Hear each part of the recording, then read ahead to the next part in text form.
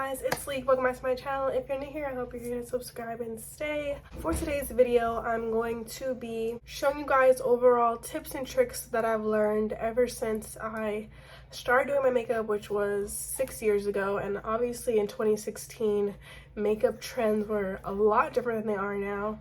And over time, I've just kind of come into my own style of makeup, what I like, what I don't like, what works for my face, what doesn't.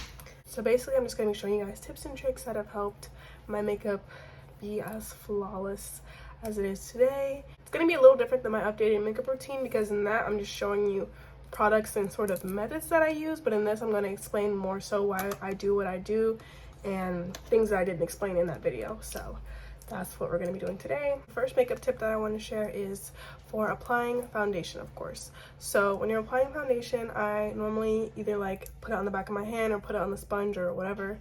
For the past like year or so, I've been applying it with a brush on my face because that holds the coverage, and then going out and blending it with a sponge or a brush or whatever. But applying it with a brush will help keep that coverage a lot longer and make it a lot more full. This is the Makeup Forever HD Skin Foundation. This has been my go-to for a minute now. So you basically just apply it. I don't really have like a particular method. I just put it all over. In certain areas where you do want more coverage though, I would recommend putting more. If you had like a pimple or something on your chin, like just making sure in that particular area you have a good amount of foundation is always good.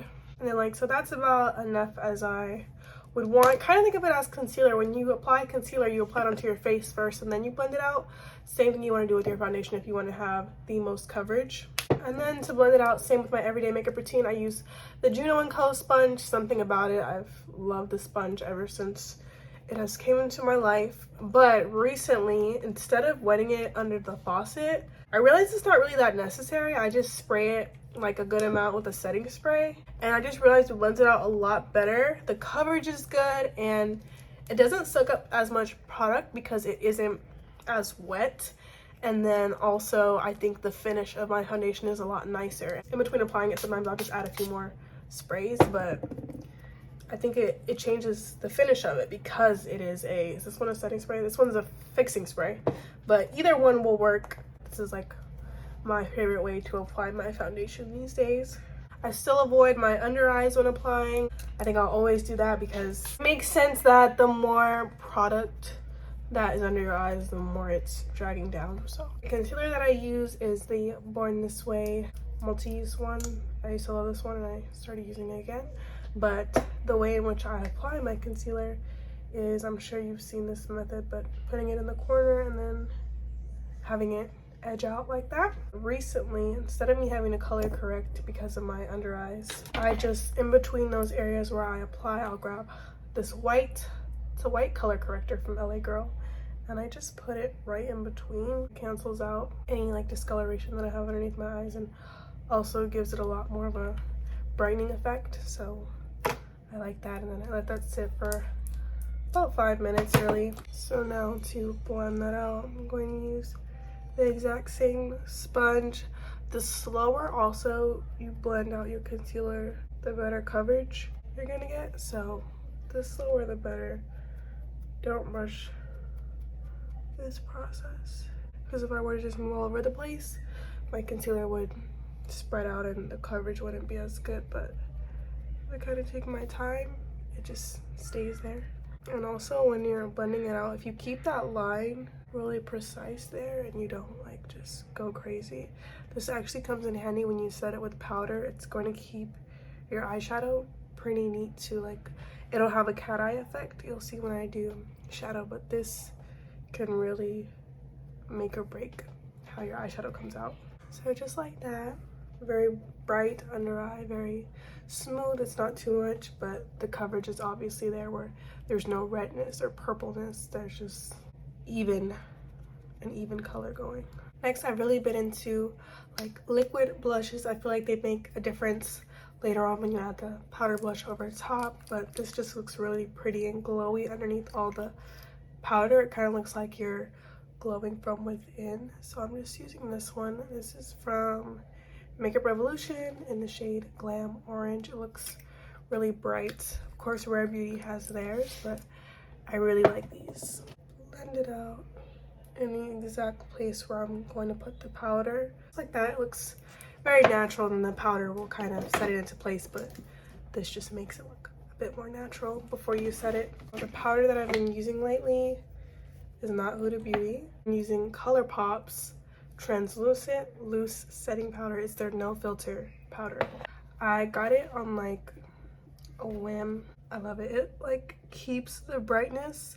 I don't really know that many translucent powders that withhold the brightness. It usually just kind of fades as you blend it out, and this one keeps it in it. You don't even have to make it, like, you don't have to bake. It's optional to bake. Either way, it keeps that brightness. And then I like to use whatever's left over to just set other parts of my face, and if it comes off a little heavy like that, I just use a powder brush.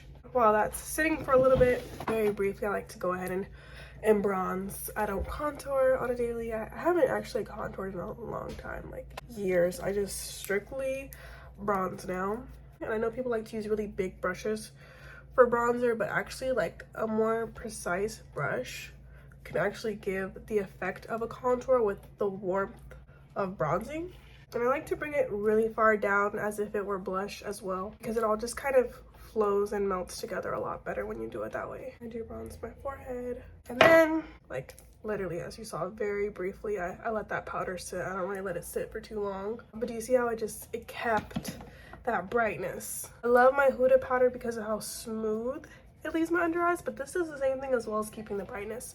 So I don't know, I go back and forth between each one every day because I really can't pick a favorite, but I just wanted to show you that there is a drugstore option of a really great powder that I love. I'm gonna go ahead and add the powder blush. So for powder blush, I'm gonna use ColourPop Forever Yours. And then when applying it, when I look at old videos, not even super old, very recent, within the last few months, I used to apply my blush very low, like directly on top of my bronzer.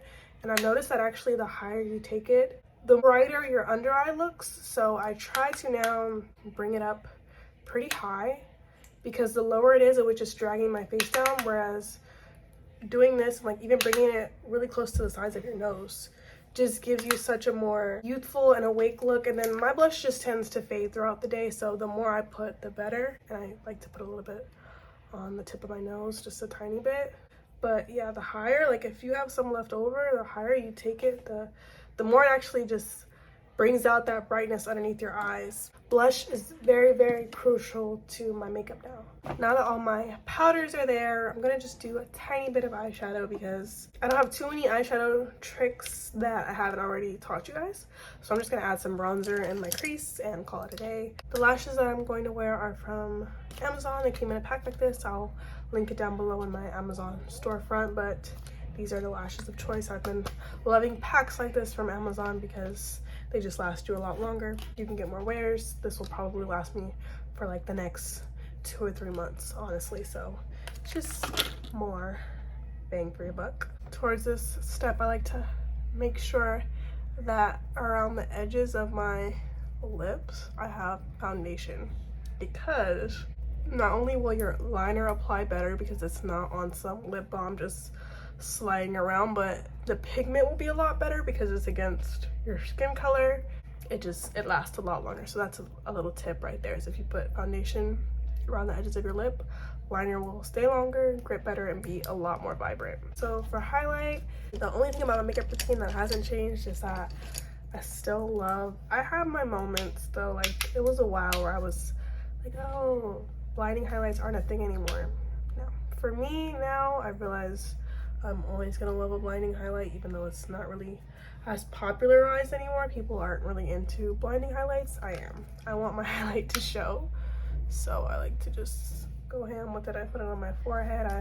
I love highlighting. If I go too crazy like I just did, we're just gonna use a really tiny, precise brush to make sort of a, if your highlight looks long instead of big, it kind of changes the shape of your nose. So I kind of try to make a line of my highlighter. Do you see the way it kind of changes the shape of my nose? I recently really like highlighting my inner corners and then like dragging it down kind of. That's a brightening effect that I don't know what it is, but if you add it and then drag it down, it just makes your eyes look so bright and just awake. So, and then I do think that you should always have something on your waterline. I think it looks very bare, very naked without it. So I'm gonna add a little something. I'm gonna add this, is this Whiskey Urban Decay brown liner just to my waterline, so it doesn't look so plain under there. It just, do you see the difference? It kind of just pulls it all together. Doesn't look so plain under there.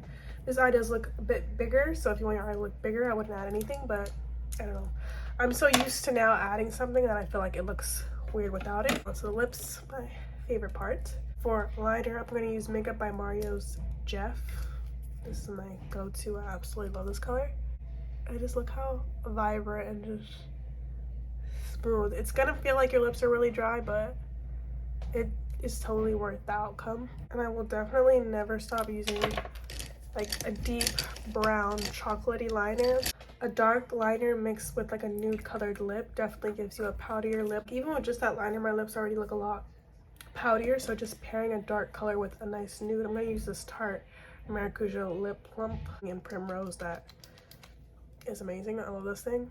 That is the completed look. I'm now gonna spray with the queen herself, Miss Charlotte, just to lock it all into place. Don't be afraid to soak your face with this stuff. It's meant to go on top of makeup. So if it ruins your makeup because you put too much, it's not a good spray.